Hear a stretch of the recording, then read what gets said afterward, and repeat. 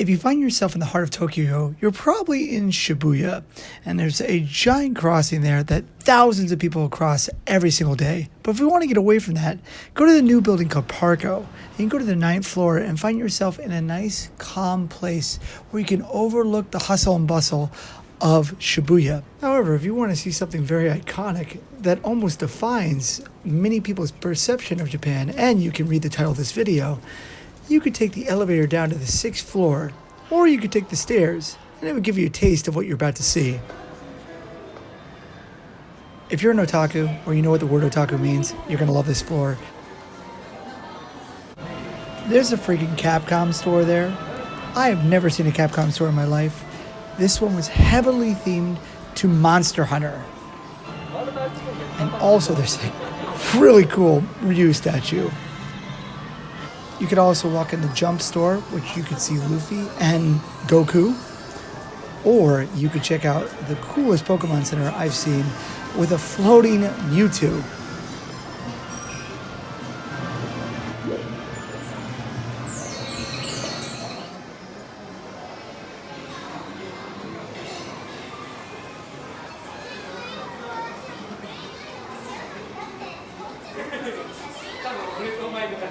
If you were so bold, you could make your own Pokemon shirt or buy a really long Meowth. But the creme de la creme, the reason you came here, is to go into the Nintendo store. And if you follow all the characters around the building to the front of the store, you can enter it with all the fanfare of playing a video game or entering a store, greeted by Mario and a bunch of other statues of characters from the Nintendo universe. But as you can see, the store heavily features Mario and Friends, which is their breadwinner.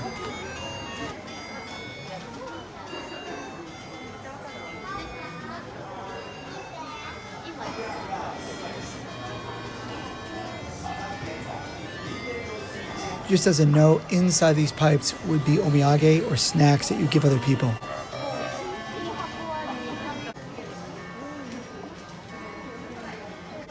Please don't touch Wario.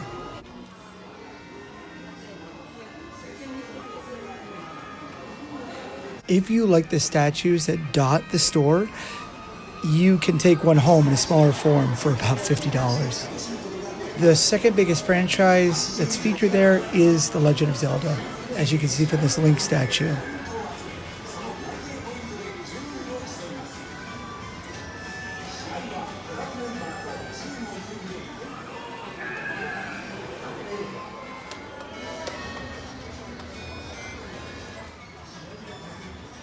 There's a whole section dedicated to old systems, what is this doing here? And why are there all these Pikmin? I didn't know they were that popular. Speaking of which, if Tingle can be represented in the Nintendo store, why isn't the greatest character of all time, the one that ties everyone together, in this store? There is no representation of Waluigi, the greatest character of all time. Is there something wrong with him? Does Nintendo not like him? I'm very confused. Please tell me, Nintendo. What happened? Why?